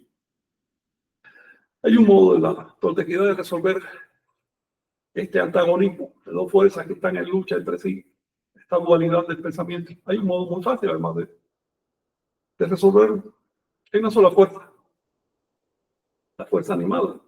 Si es fuerza, está animada. Si está inanimada, ya no es fuerza. Y esa fuerza deja un reducto, deja un residuo, deja una excedencia de sus propias operaciones. En lenguaje físico se llama entropía. Y ese residuo conforma la totalidad del universo inanimado. ¿Ok? Pero bueno, ya estoy metiendo en otro tema. Vieron los chamanes que la energía inanimada no tiene conciencia. Es un cascarón. Como decir, tienes un molusco, la parte que tiene conciencia es la parte blandita. Pero además hay un cascarón por fuera que no tiene conciencia, por lo menos no en el nivel del molusco. Tendrá un grado de conciencia tan ínfimo que no podemos medirlo. La acumulación de esos cascarones genera los planetas, las nebulosas, los soles, es el universo. Los chamanes vieron que la energía inanimada no tiene conciencia. Para los chamanes la conciencia es una condición vibratoria de la energía animada. Es un modo particular de vibrar. Don Juan dijo que los chamanes del México antiguo fueron los primeros en ver que todos los organismos de la Tierra son poseedores de energía vibratoria, lo cual es un pleonasmo, ¿no? Los llamaron seres orgánicos y vieron que es el propio organismo el que establece la cohesión, los límites de tal energía. Como decir, usted es igual a sí mismo. Un ser vivo es igual a sí mismo, ¿no? Claro, Lo que está diciendo Castaneda aquí es que hay un aspecto de energía del cosmos que cobra conciencia de sí mismo. Es como que se da la vuelta y se mira a sí mismo. Cobra conciencia del ser. Esa Sí. conciencia es la sensibilidad frente al mundo. Esa sensibilidad se desarrolla y llega a la autoconciencia. Es decir, a el manejar una idea, una imagen global de nosotros mismos. Una imagen global. Es decir, poder abstraer el mundo del medio. Sí, Vicente, adelante. Y Frank, por ejemplo, ese origen y destino que comentaba al principio me remite al Teoatl, ¿no? En ese aspecto. Y también la representación que hay de las serpientes enroscadas y el simbolismo de Hunapush, Balanqué, y bueno, también de Quetzalcóatl. Y esta última parte con lo del huevo, también, inclusive hasta épocas ya más recientes con los mijes, ¿no? Que retoman justamente el huevo, ¿no? De donde surge Condoy y su hermana la serpiente negra, ¿no? Entonces, justamente nos maneja un lenguaje que se representa gráficamente en obras que van desde los olmecas hasta las culturas mexicas y pues bueno, de las culturas como los yaquis, como los cruzov, como los mayos, como en este caso los hermanos Mije, que también pues integran esta es parte del lenguaje, ¿no? Que ahorita nos comentas y pues muchas gracias por compartir, está tremendo. No, y qué bueno que mencionas esa metáfora. De hecho, los anahuacas representaron la energía como una serpiente. Esa serpiente en su evolución echa plumas o alas. Es decir, cobra conciencia. Y cuando esa serpiente emplumada sigue evolucionando, da la vuelta sobre sí mismo y se ve a sí mismo. Como un uroboros, serpiente que se muerde la cola. Entonces cobra conciencia de sí o autoconciencia. No es casual que ese signo de la serpiente que se muerde la cola representara en el México antiguo 0. Es el signo matemático del 0, uno de los que había. Porque 0 implica salto de orden. Tengo la cantidad que sea y le añado un 0 debajo. Entonces saltó de orden, se exponenció. Eso es justamente lo que significa la palabra Nahual. Luego, el manejo de la visión de la energía como una totalidad es desarrollo y que puede eventualmente llegar a reconocerse a sí misma. Es un Nahual. Eso es una base, eso es un fundamento de la teología y del pensamiento anahuac. Así que muchas gracias por tocar ese símbolo, porque realmente siempre hay que caer otra vez en el tema que nos une, que es la ideología de Anahuac. La obra de Carlos Castaneda es una gota en el océano de lo que produjo Anahuac. Él intentó entenderlo a su manera y con la información que había en su tiempo, que no era mucho.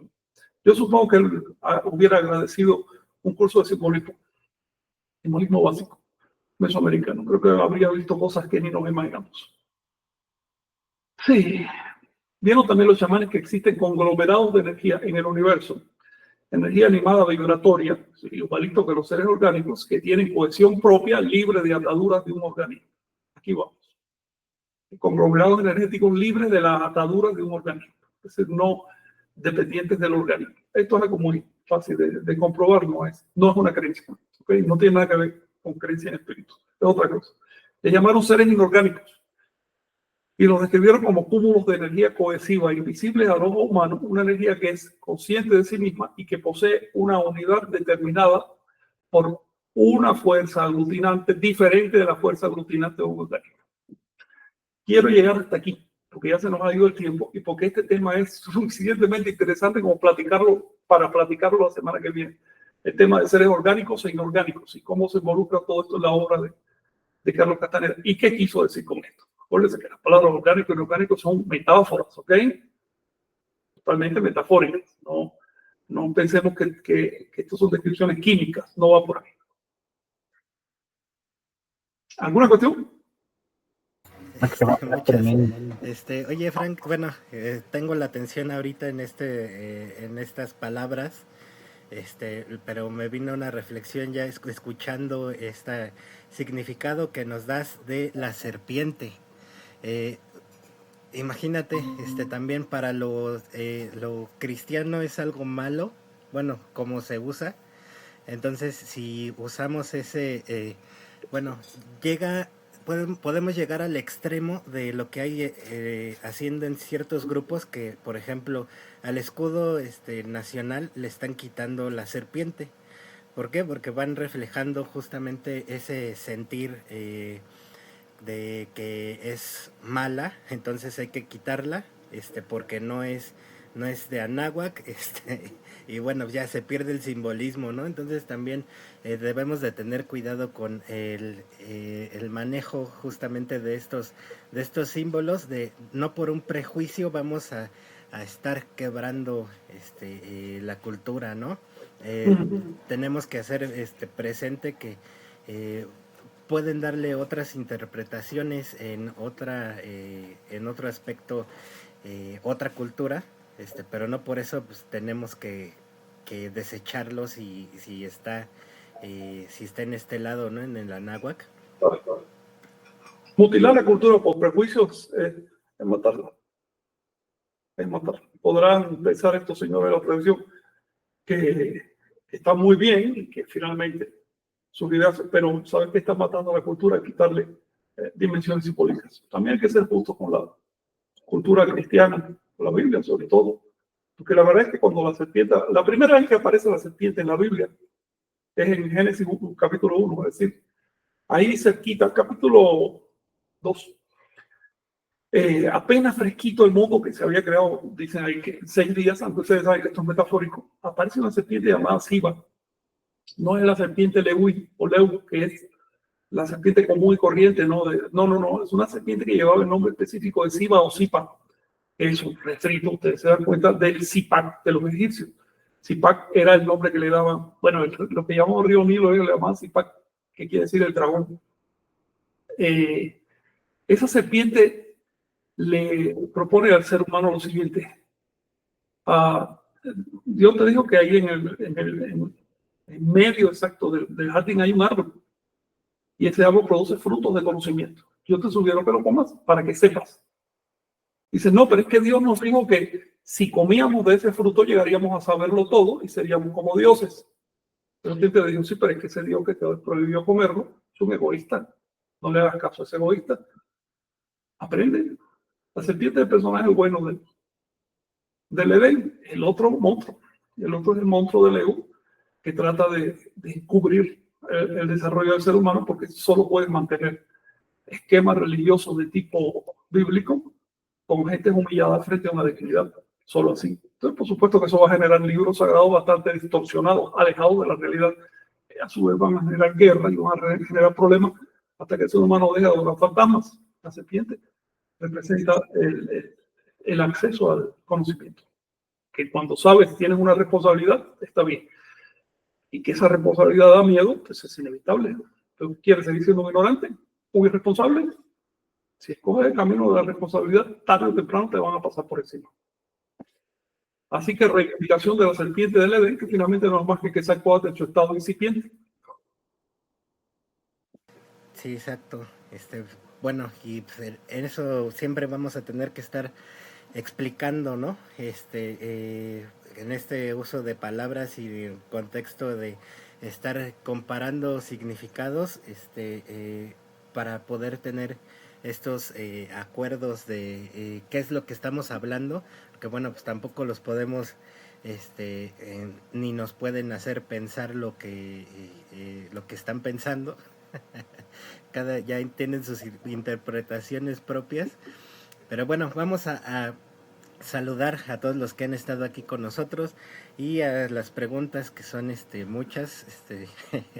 Pero Inés Sorrentino, Matlacleón Semazatl, Javier Lugo Lozano, Martín Vázquez desde Tierras Purépechas, Arturo Puente Amadore desde Guadalajara, Lupita Beltrán Sánchez, Lucio Durán, Darío Villarreal, Mauricio Fork, Noé Orozco Segoviano, Benjamín Cruz, Luis Mayo, José Cruz, Huachac Lamat Khan, Ocotlán HR, Luna Mar, Avi Colín, Chela Espinosa, David Pena, Patricia García Méndez, Rebelde, Saúl GC, Paulo Franz Álvarez Suit, Araceli Cano Román, Janet Ramos Gallo, Leticia del Carmen, Natalia Aguilar desde la Gruta de la Estrella, Claudia García Méndez, Isabel allá en Argentina, Adrián Flores Barajas pregunta, hola Kinames, bueno, el maestro de Kinam, ¿se tiene registro de lo que sería el intento en las fuentes? En un libro de Armando Torres lo llama Teotocatl,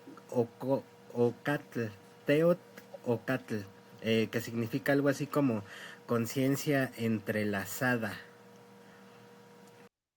Bueno, pues llamarle como quieras. En en la lengua que quieras. Ahora, si se trata de las fuentes de Anáhuac, aluden al intento de muchas maneras, aluden a la voluntad, a la voluntad.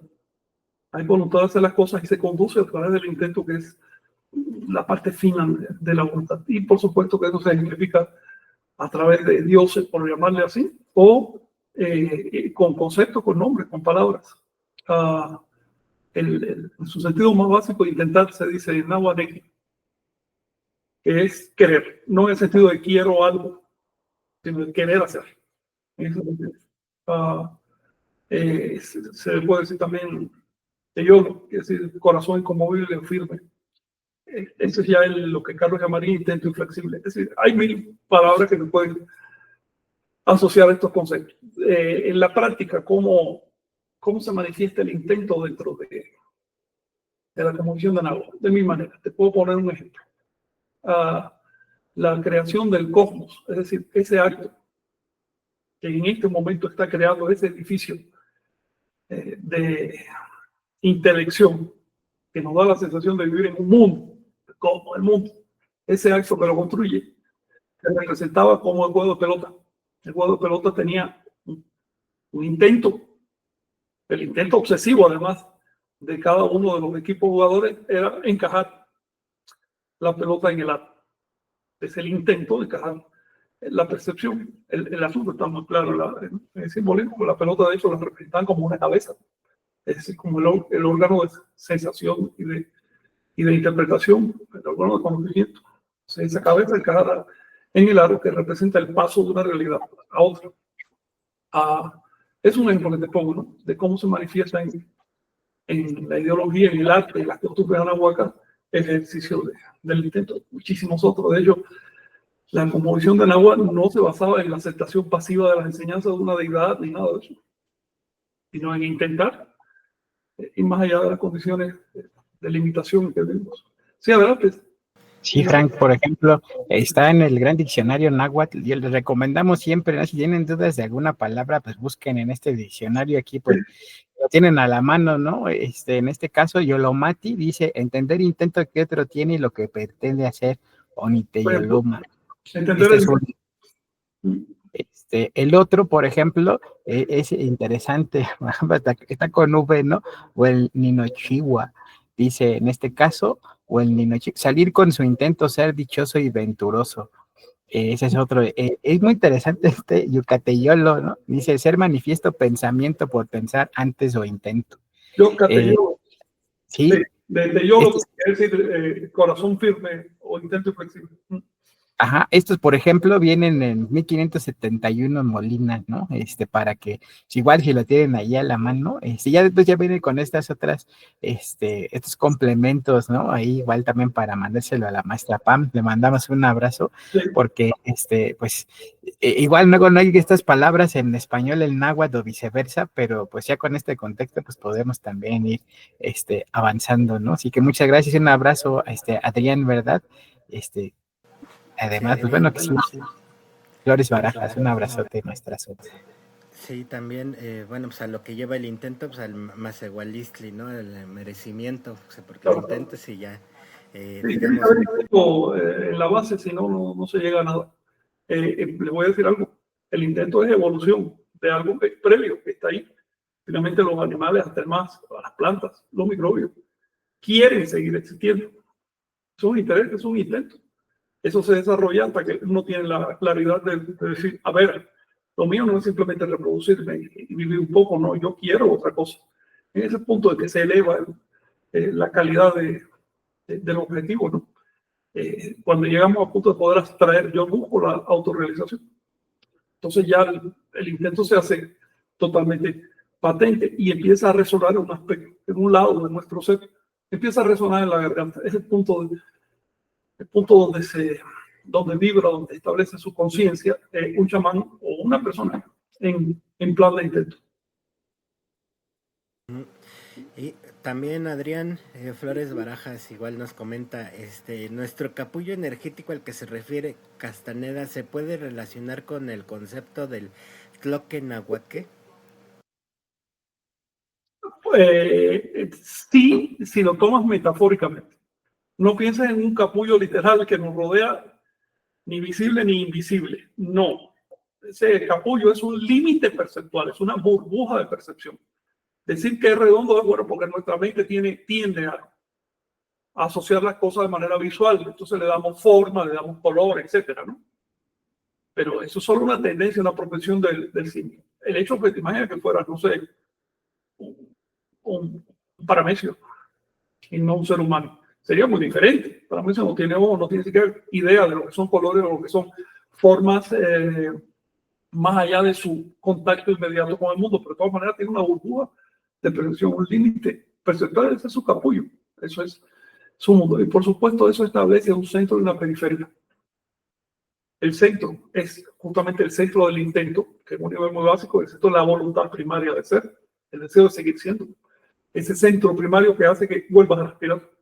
¿Por qué vuelves a respirar? Porque quieres hacerlo. Ese centro es lo que, esa periferia, que es la constatación del contacto con lo que está más allá, con los demás, es Nahuac. De hecho, la raíz, más bien el término, el adverbio tlok, quiere decir en posición central, está aquí conmigo. Nahuac quiere decir entorno o rodear. Desde el punto de vista filosófico, tlok en Nahuac representa la totalidad. Sí. Y también tenemos a Matlacleón Semazatl que comenta: la herramienta del desatino controlado ayuda con lo social y en ocasiones es hasta divertido. Así es. Un chamán trata con el mundo en términos de desatino controlado, para no darse demasiada importancia porque está desatinado. Y no hay que darle mucha importancia, desatinado. Pero al mismo tiempo para tener un cierto control de la situación. No significa control de los demás, sino control de uno mismo en reacción a los demás. Es un ideal. Claro que cuando mueves el punto de encaje también, a ver, para tenernos a lo que hemos hablado aquí, cuando incorporan la cognición de los chamanes, no solo echas por tierra un montón de definiciones burdas de la persona común y corriente, sino también echas por tierra la definición de cordura. Eso te afecta íntimamente. Ya no tienes un punto de referencia para saber si estás cuerdo o no. Tienes que encontrar cordura en tu propio término. Eso se llama estar loco, pero con otro. Sí. También tenemos a Sofía Giovanna. Ya leí el libro de Los 7 umbrales del ensueño. Frank, maravilloso. No solo es un libro instructivo, es un libro de gran sabiduría y está muy agradecida. También nos comenta el silencio es vacío y plenitud, decía el padre Albino Navarro. El mundo surge de silencio. Después vienen las ideas y tratan de acomodar lo que ya está ahí. Debido a esa característica de la psiquis, pues la mayoría de la gente piensa que el mundo ya está hecho, que llegamos a un mundo hecho. No es cierto. Estamos construyendo permanentemente a partir del silencio. El silencio no es ausencia, no es negación, no es vacío. El silencio tiene una cualidad creadora, automática, inherente. Es como los físicos le llaman la ebullición del vacío. El vacío por sí mismo tiene energía y se manifiesta. Sí. También Carla allá en Chile nos comenta: Frank, ¿cómo crees que los primeros Homo sapiens tuvieron conciencia de sí mismos? Leí por ahí que tal vez fue cuando contemplaban los atardeceres mirando el horizonte. Esa es una buena. Mira, la conciencia de sí es algo inherente a todo lo que es consciente. El tema del Homo sapiens, o incluso del anterior y del otro anterior, y puede que hasta un género anterior al Homo, no es que de pronto haya descubierto la autoconciencia, sino que logró sostenerla. Pero no sé, observa un animalito y va a ver que por un momento es autoconsciente, pero por fracción de segundo, y vuelve otra vez a un estado de conciencia un poquito más difusa. Un caracol. Caracol durante una fracción de segundo puede ser consciente de sí, y lo es. La conciencia no es un estado estático, es una sucesión de estados permanentes. Cuando logramos fijar el estado de autoconciencia, entonces hablamos de ser autoconsciente. Eso ocurrió poco a poco por las exigencias del medio primero, y después por autoexigencias, es decir, el individuo tratando de representar frente a la sociedad. Es solo un estado. ¿Okay? La autoconciencia es un estado de un camino que sigue más allá. De hecho, el logro de nuestra especie no es la autoconciencia. La autoconciencia se logró muchísimo antes. El logro de nuestra especie es la conciencia del Nahual, que es algo superior. Aclaro, la conciencia del Nahual no está contemplada en los planes de estudios científicos, psicólogos y demás, porque los científicos y psicólogos y demás pertenecen al promedio de la especie. Está, digamos que, 3 o 4 especies por detrás de las posibilidades del Homo sapiens. La conciencia Nahual es una característica de los chamanes, es decir, el Homo sapiens del futuro. Sí, oye, Frank, ¿algún día habría posibilidad de que nos dieras una charla sobre los 7 umbrales del ensueño, así cortita para explicarla? Estaría bueno, ¿no? ¿Para También. Vicente o es una pregunta? No, sí, pues a ti te pregunto, ¿nos podrías dar posteriormente? Sí, les parece Estaría muy bueno. no tanto del libro, sino Oye, del sí, tema. bueno, así, Isabela fue la que hizo la portada, ¿verdad? Sí, a ese libro, sí, Isabel, ¿no? Creo que ya está con la portada que ella le hizo, algo así. Pero bueno, también creo que eso está en diseño todavía. Es decir, tengo entendido que ella le va a seguir añadiendo eso. Ok, sí, esa la hizo Isabel. La verdad es que no estoy consciente de cómo están apareciendo los libros en Amazon. La verdad es que me da hasta me inhibe ese tema. Por eso no quiero ni meterme en esta página de ventas ni nada de eso. Pero tengo que ponerme al día con ella a ver cómo está. Isabel es la que administra todo ese asunto. Órale, un abrazo para Isabela, y Chignahui, pues algo más ahí para ir cerrando. Muchas gracias también. Un abrazo a Giovanni. Sí, porque bueno, nos podemos llevar otro programa con las preguntas. Entonces vamos a meterle un poquito de rapidez. Mauricio Folk, el sistema nervioso es solo una forma de verlo, pero creo que es más complejo que eso. Esto con respecto al lo que comentaba Moni, pero para definir energía, ¿acaso no necesitamos un contenedor conceptual extraído del tonal? El ver no está sujeto a ningún condicionamiento. ¿Cómo sería posible algo así? ¿Acaso el inventario del tonal no sería la herramienta única o me equivoco? Ver no es un término literal, es una imagen. Mismo Castaneda dice, es nuestra predisposición como simios ver. Otros animales tendrán otras y otras plantas tendrán otras predisposiciones. Y cada cual se puede llegar a hablar, le llamaría a su manera. Claro, si lo reducimos a la imagen, a la metáfora, sí, necesitamos un contenedor de la percepción, pero no. El fenómeno real, el fenómeno energético no es un ser que perciba, es la percepción que genera residuos que adquieren cierta forma, cierta organización y adquieren un sentido de ser. ¿Ves? Es algo diferente. Te lo voy a poner de una manera muy así, vamos al origen, a lo básico. La conciencia no es un regalo mágico de una década. No es algo que haya caído de pronto en este mundo porque ya existe el ser. No, para nada. La conciencia estaba antes, pero mucho antes de los seres conscientes. Los seres son conscientes porque ya existía la posibilidad de conciencia. Finalmente, ¿qué cosa es conciencia? Conciencia es capacidad de percibir y por lo tanto reaccionar, porque son la misma cosa, el medio. Cuando una partícula interacciona con otra, la está percibiendo de alguna manera.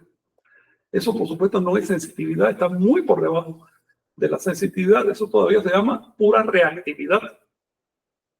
Pero es de la misma esencia, de la misma naturaleza que los eones después y muchos desarrollos después se convierte en sensitividad y luego en conciencia de sí, luego conciencia del Nahual. Es la misma pasta. Si tú le quitas la capacidad de reacción a una partícula, no es que le quites una propiedad, es que estás quitando la partícula.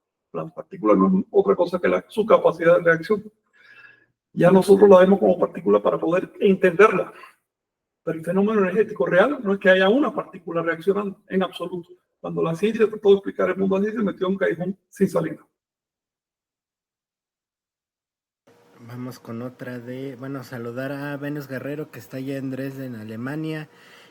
También a Abraham Luna Hernández. Creo que deberíamos de trascender el concepto de brujería para darle un enfoque menos místico a las prácticas nahuálicas. Sí. Mira, a mí tampoco me gusta el enfoque místico, pero tiene su encanto, tiene su cosa. Si estamos hablando de Castaneda, porque adoptó un enfoque místico, de no haberlo hecho, probablemente ni nos habríamos enterado de su existencia o de su obra.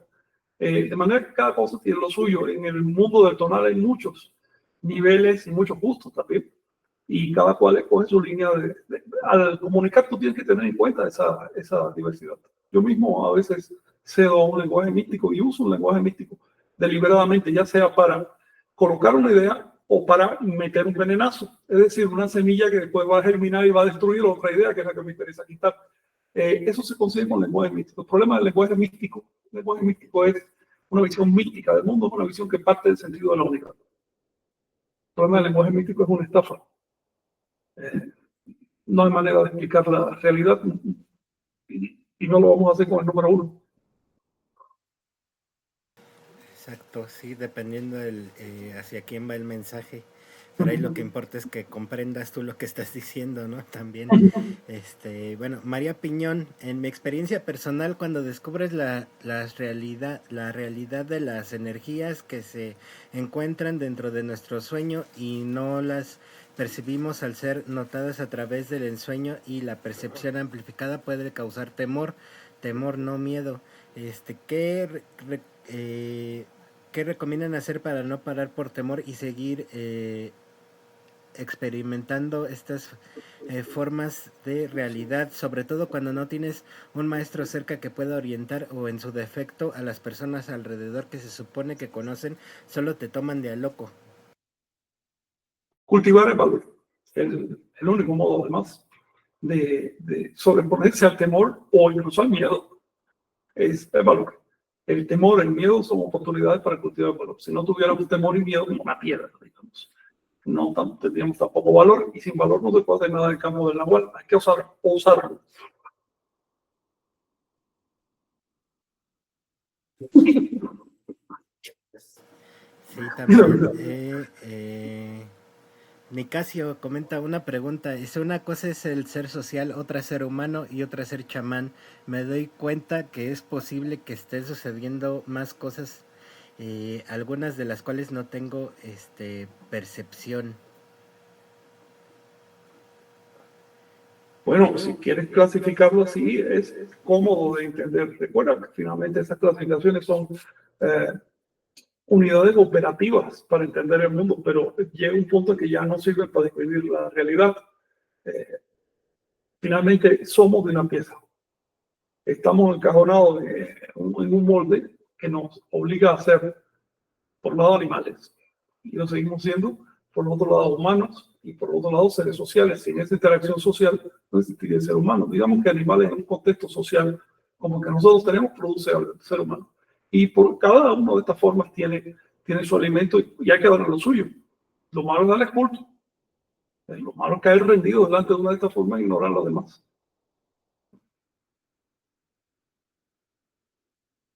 Tenemos a José Jaime Barajas Rodríguez.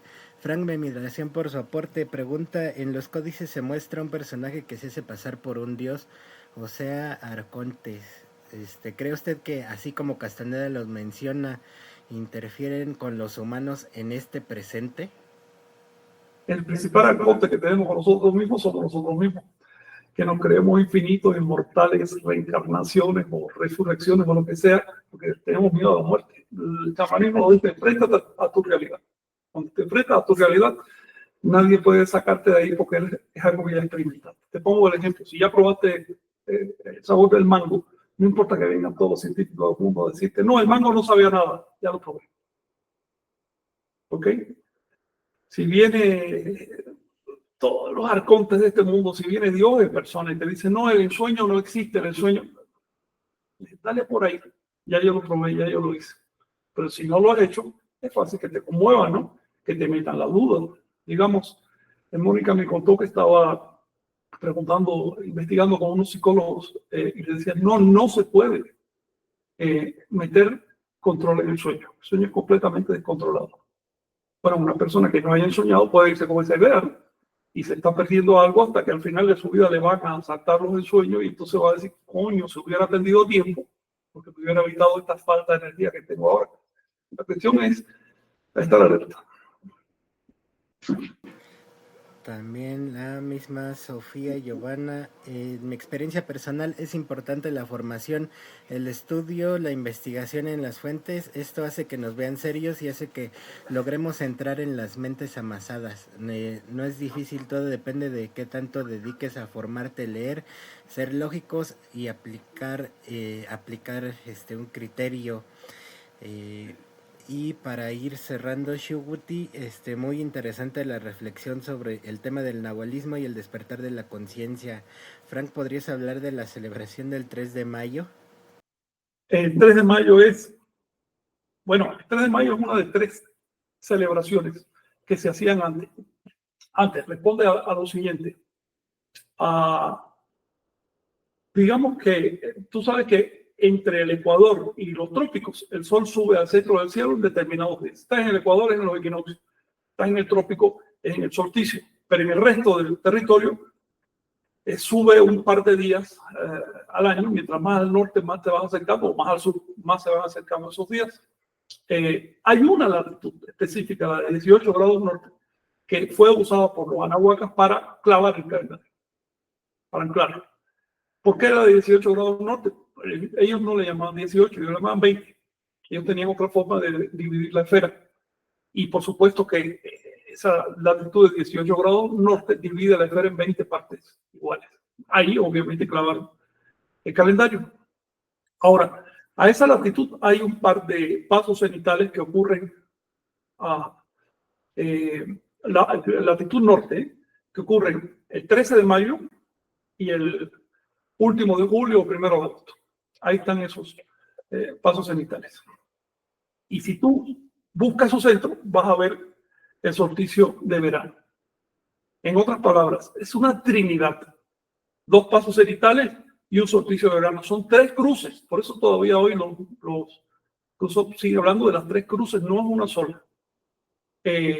Lo que celebran el 3 de mayo juliano, que equivale al 13 de mayo gregoriano, es el primero de estos pasos cenitales que le daba nombre al año. El segundo paso cenital, hasta el 1 de agosto, cosas así, le daba nombre al año profético, que ya se descontinuó. Solo se sigue aplicando el año civil, pero en la antigüedad eran esas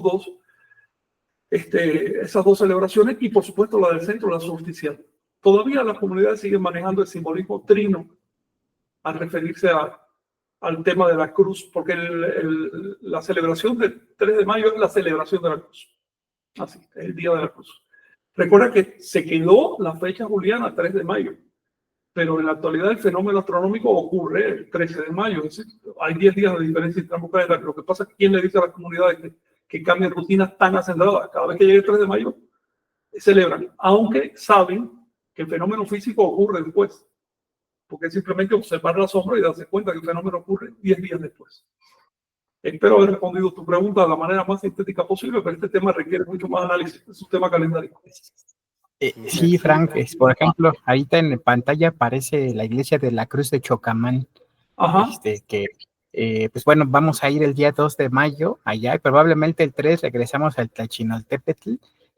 Ahí habían algunos que estaban preguntando, que vienen inclusive del extranjero. Ahí les avisaremos en breve, ¿no? En este caso, parece que aquí también pasó algo interesante con Xiacatopiltzin, así que pues bueno, ya les iremos comentando al respecto. Así que algo más para hacer a Chignahu.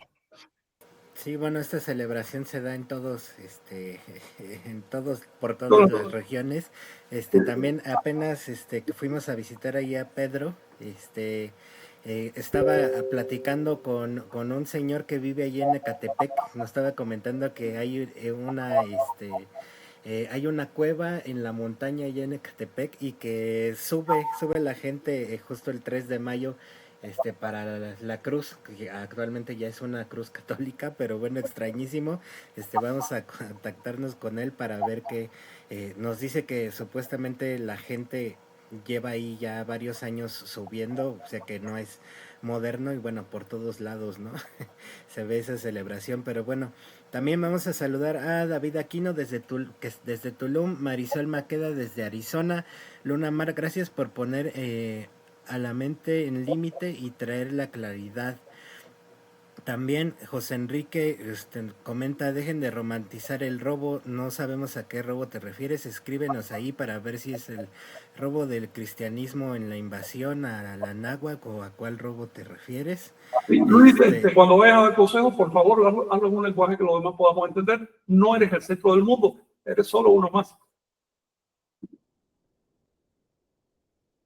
Fue el tiempo, ya casi nos da la una, pues les agradecemos a todos su presencia, recuerden que va a estar este programa igual en YouTube, y un saludo a todos los que nos siguen también por allá, y bueno, pues estaremos aquí transmitiéndoles más del programa Nickanash, y pues mañana nos veremos en el Tantún Catún, igual a las 11 horas de Ciudad de México, y bueno, no sé si quieran agregar algo más para cerrar.